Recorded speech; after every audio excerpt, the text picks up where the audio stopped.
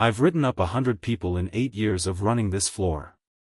I remember maybe 3 of their names now. I remember every second of writing up Nora Callan. 6:04 in the morning, and the Millhaven dock was already loud, pallet jacks screeching across concrete, the bay doors groaning open one by one, somebody's radio arguing with somebody else's 2 aisles over. I like the noise, honestly. It means the day's already moving the way I told it to. I've been the first one through that side door for 8 years running. Coffee in one hand, clipboard in the other, every truck accounted for before the rest of the crew's boots hit the floor. It's not glamorous work. It's mine, though, in the way work becomes yours when you've bled a little into it. She came through the side door at 6:04. Not 6 o'clock.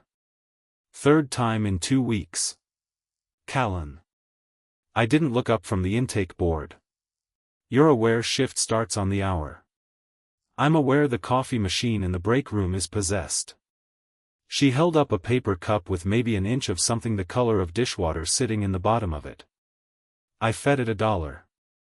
It gave me nothing back and made a sound like a dying goose. That's not going on today's incident report. Give it time. I looked at her then, longer than a lateness write-up required.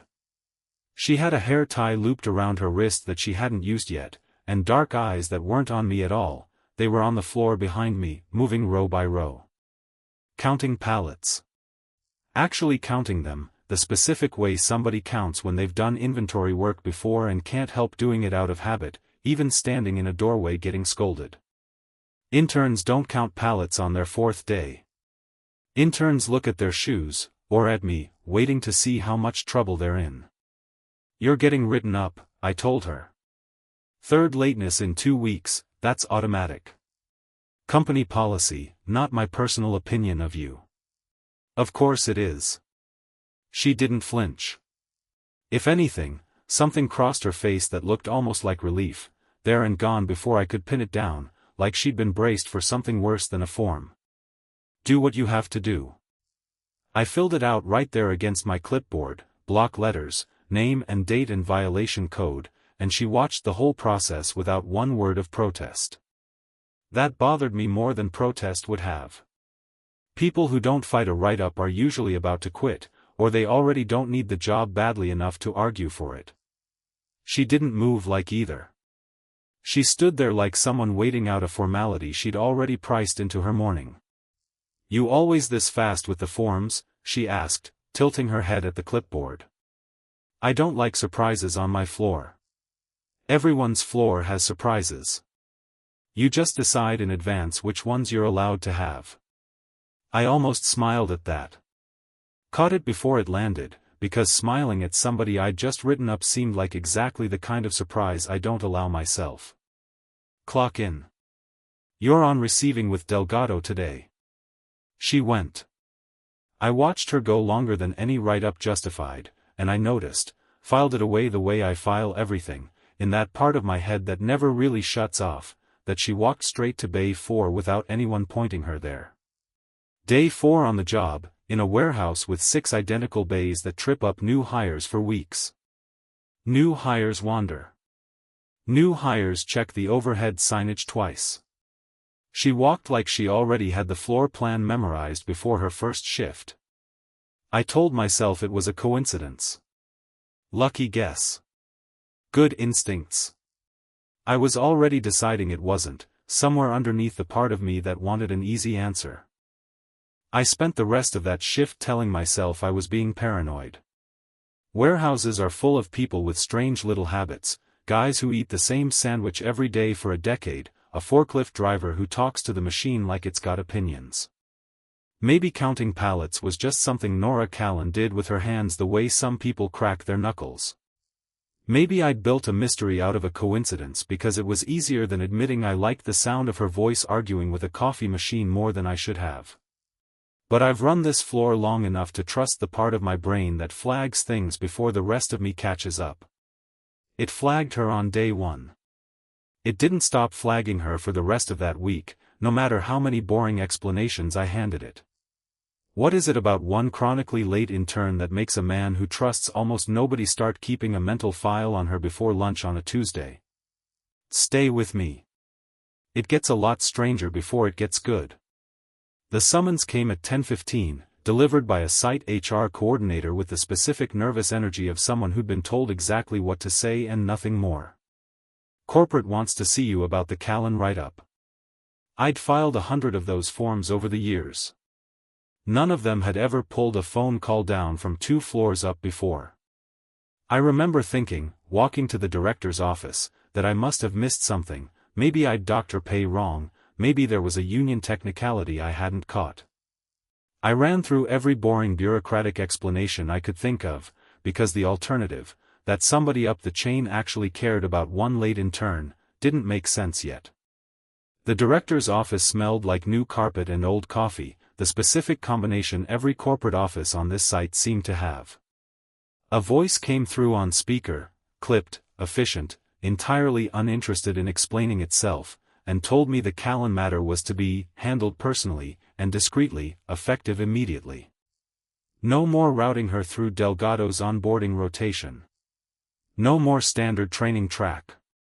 Me, specifically, mentoring her one-on-one for the remainder of her time here. Can I ask why, I said, an intern needs personal handling from a floor lead? No, the voice said, not unkindly, and hung up before I could ask a second question I hadn't even formed yet. I walked back down to the floor with my jaw tight, the particular tightness that comes from 2 years of doing everything right for a promotion that kept sliding 6 more weeks out every single time I asked about it, and now this. A babysitting assignment with zero explanation, dropped on me like I had nothing better to protect, no team of my own already stretched thin.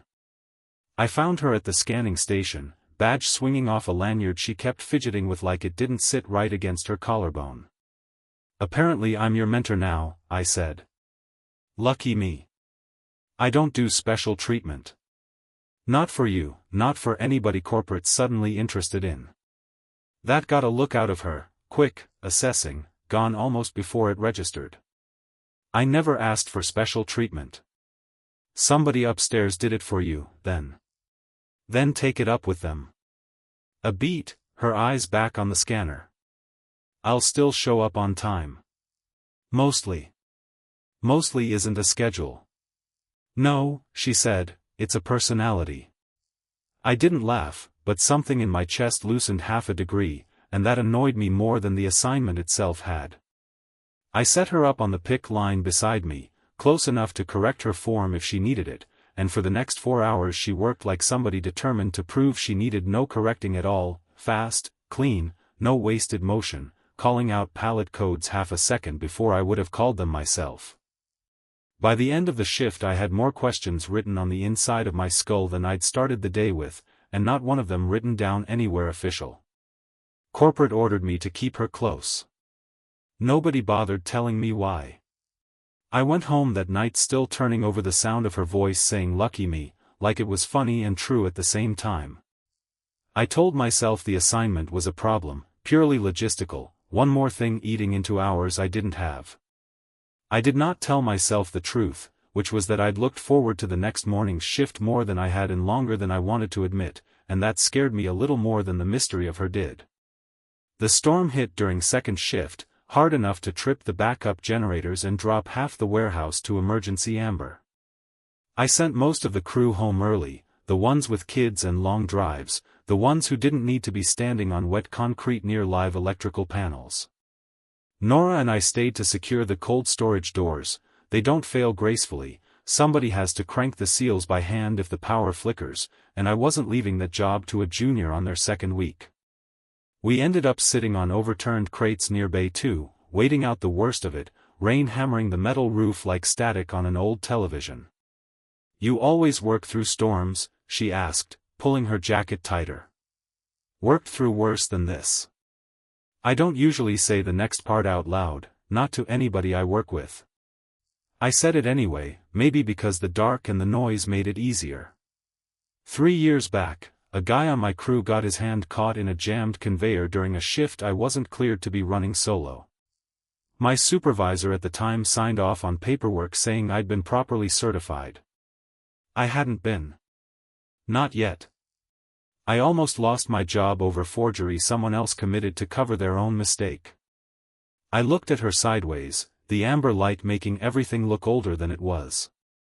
That's why I don't let anything on my floor happen off the books. Not one form, not one signature. That's not a small thing to almost lose a job over. It's why I write people up for 4 minutes. A beat, and I made myself keep looking at her instead of the storm. Doesn't mean I think it's you specifically doing something wrong.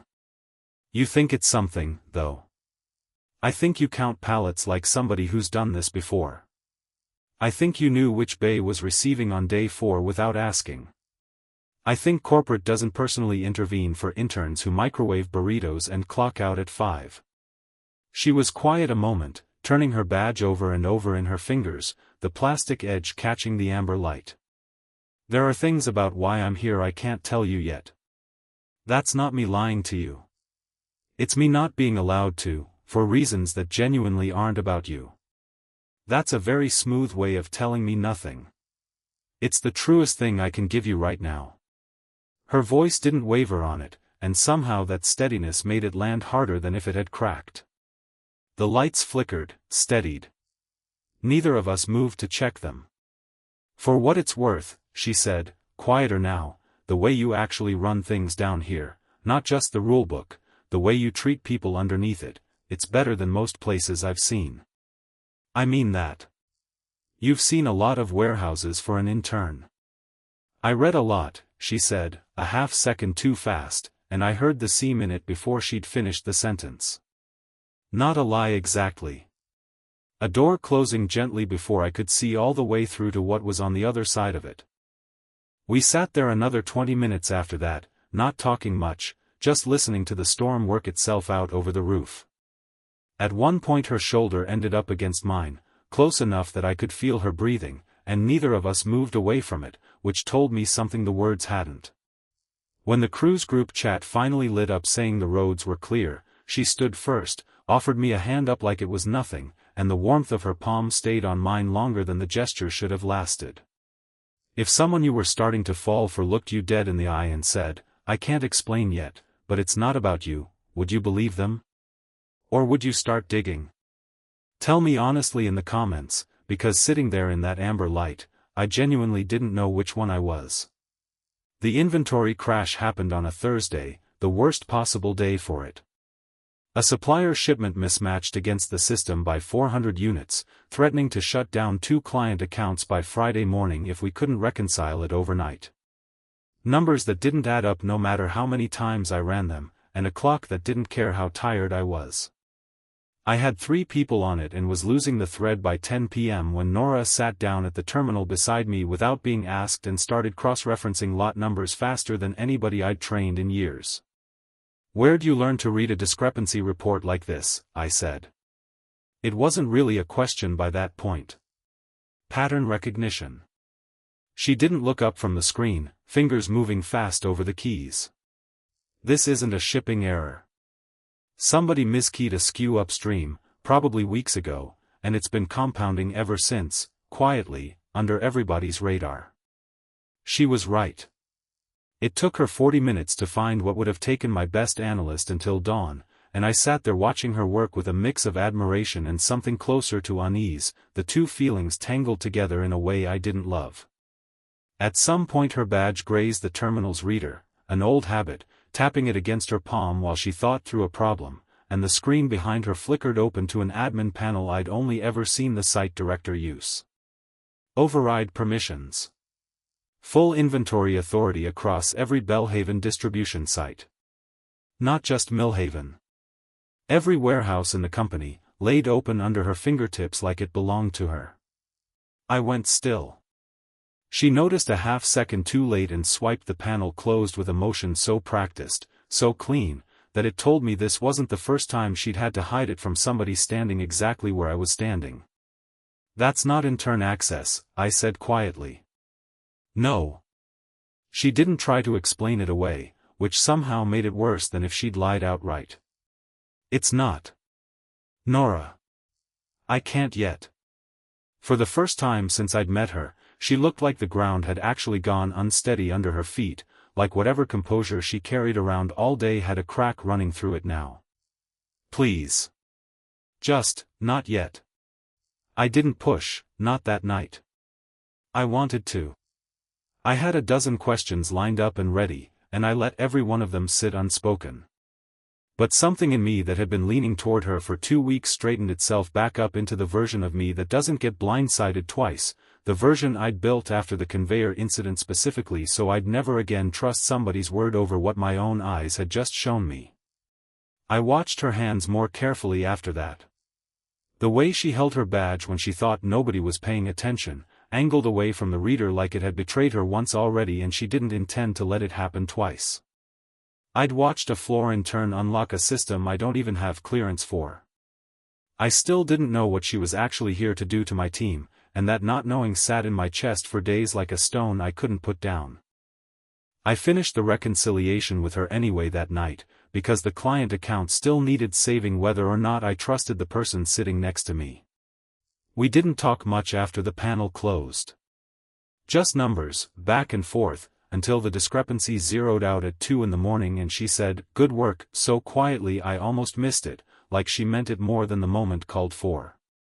Priya Okafor arrived on a Tuesday in a car worth more than most of my crew's annual salary, and the floor felt it before she'd even stepped out of it, that particular hush people fall into when they've learned corporate visits mean something's about to change, some kind of weather rolling in that nobody on the ground gets a vote on.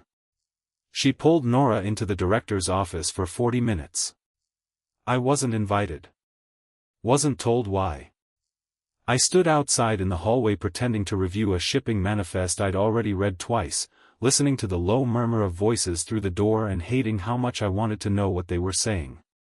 When Nora came out, she wouldn't meet my eyes. What was that about? I asked, once Priya had gone off to tour the floor with the director trailing a half step behind her. Site metrics. Nora's voice had gone careful, professional in a way it hadn't been with me in weeks. Like a door closing between us, one I hadn't seen coming. Nothing you need to worry about.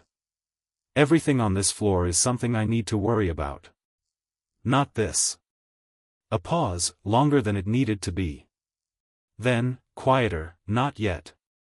That evening, Priya stopped by the receiving line where I was running a head count. Watched me work for a full minute without saying anything, the kind of silence that feels deliberate. Then she said, apropos of nothing, "You run a tight floor, Mr. Farrow. Efficient. That's going to matter a great deal very soon." Matter how? You'll hear about it Thursday.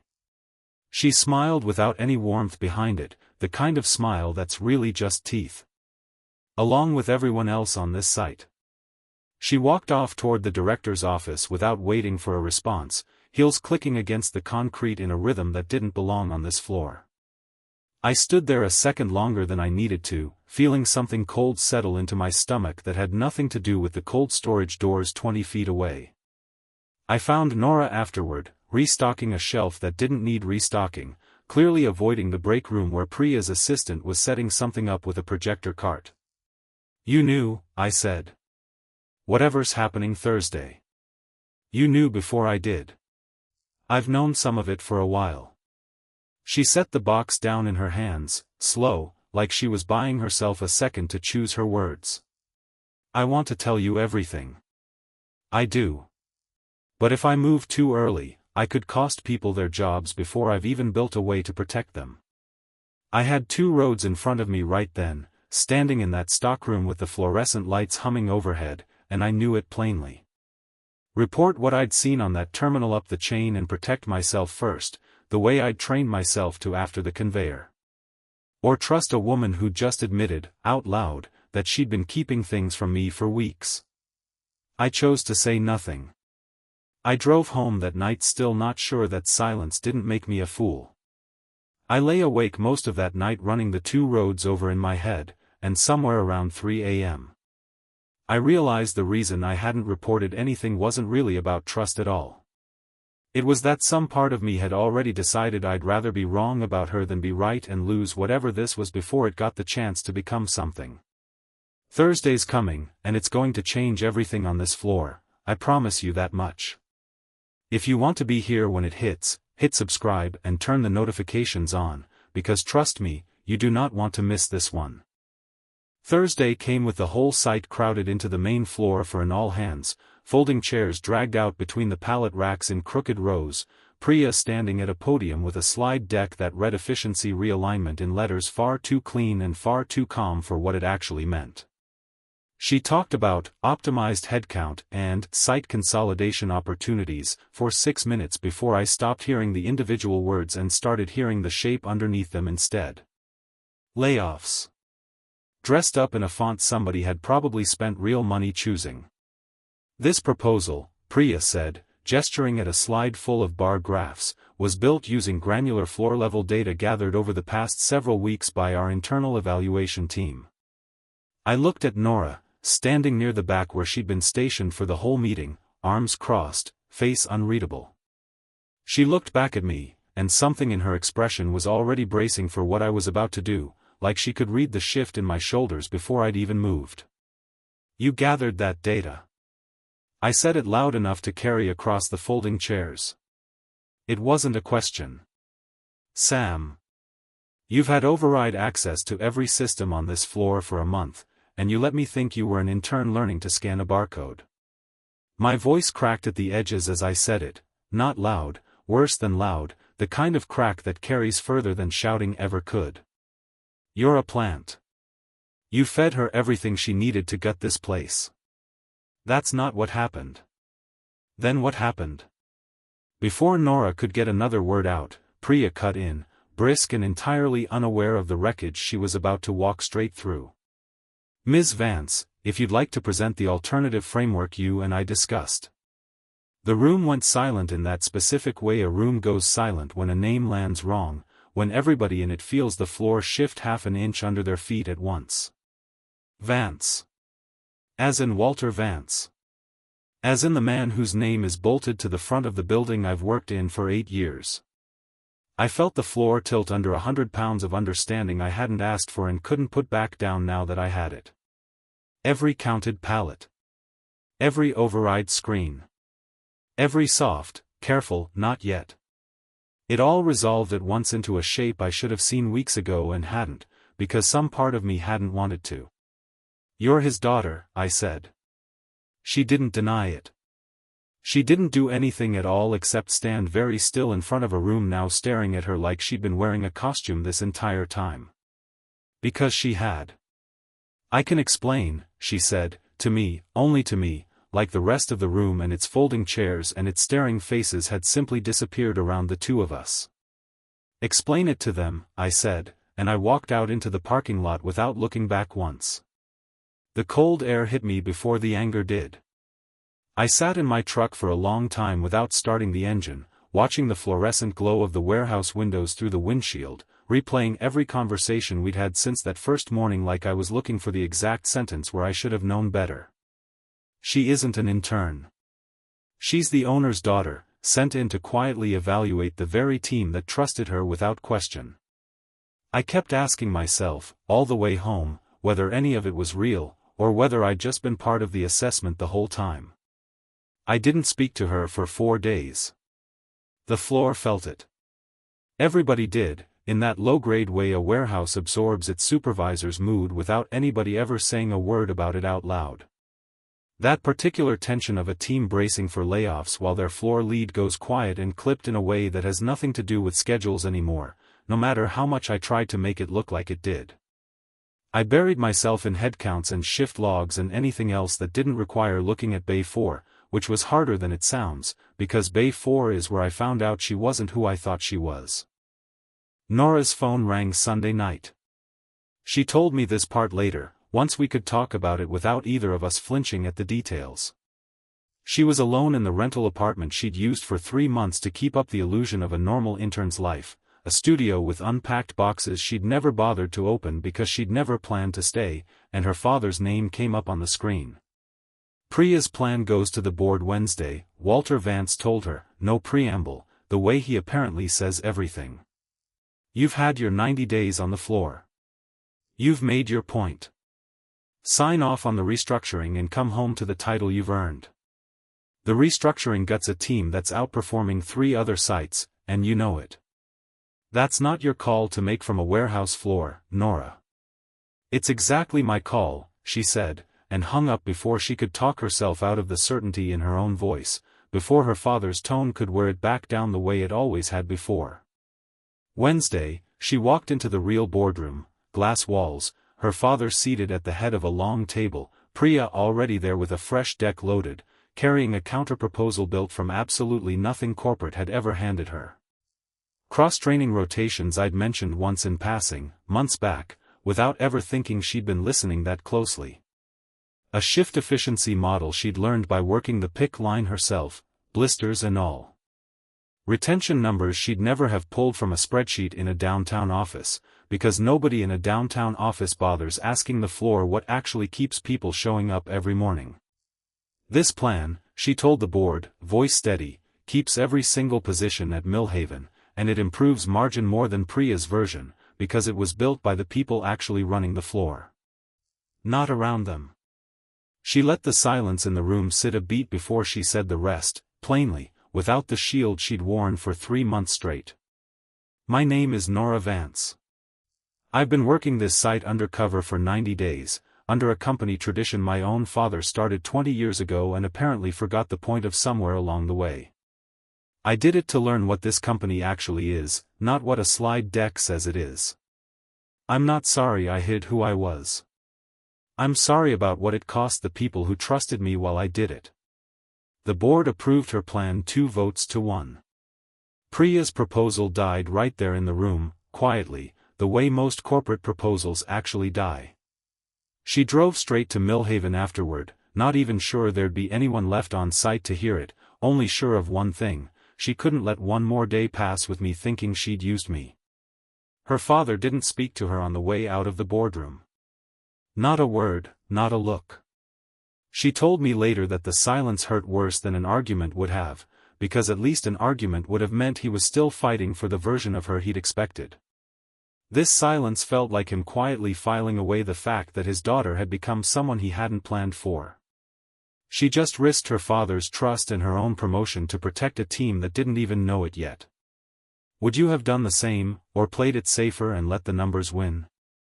And if this one's got you feeling something right now, send it to somebody who needs the reminder that the right choice is rarely the easy one. Chapter 8. The warehouse was empty by 9, the way it only ever gets on a Wednesday. I almost didn't go back in. Almost drove straight home the way I'd been doing every night that week, radio off, windows down, trying to outrun my own thinking. Instead I found myself pulling into the lot and walking to the side door, the same one she'd come through late that first morning, my badge still working out of pure muscle memory even though nothing else about that week had felt automatic. The break room light was on.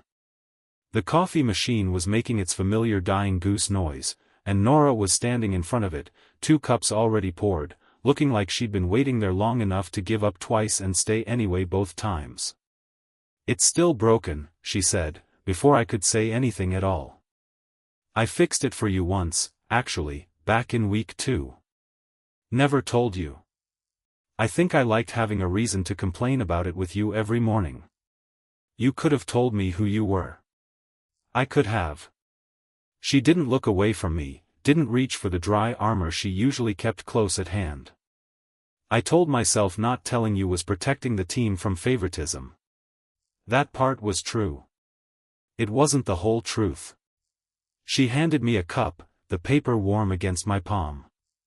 The whole truth is I liked being someone you saw for herself instead of for my last name, and I was scared that the second you knew, that would stop completely. It didn't stop because of your name, I said. It stopped because I found out from Priya instead of from you. There's a difference, and you know there is. I know. No deflection this time. None of the dry humor she'd worn all summer like a second uniform. I'm not asking you to forget that part. I'm asking you to let me actually earn it back, as myself, without the badge or the last name doing any of the talking for me. I looked down at the 2 cups in my hands. Same terrible coffee. Same broken machine that had made her 4 minutes late the first morning I ever really noticed her standing in that doorway. You're early tonight, I said. I've been standing here for 40 minutes. A small, unguarded laugh, nothing careful about it this time. Funny how that works out, isn't it? I set my cup down on the counter and closed the distance between us. Not a grand gesture, nothing built for an audience. Just my hand finding hers, steadier than my voice had managed to be all week. Does the board know their new COO makes genuinely terrible coffee? The board knows their new COO just fought for this site with everything she had. The coffee's my own business. I want to be part of that business, I told her, plain, nothing left in me worth posturing over anymore. Not the company. You. Whatever this actually is, whatever it turns into. Then stay, she said, and let's find out together. I did. We stood there long after the coffee went cold, talking about nothing that mattered and everything that did, her father's silence, my old supervisor's forged signature, the 200 people on this floor who'd have a job on Monday because she'd stood up in a glass room and told the truth about who she was. At some point the break room clock ticked past 10 and neither of us noticed, because for once neither of us was counting. 2 coffees, 1 broken machine, and for the first time since the morning she walked in 4 minutes late, neither one of us was keeping score of anything at all.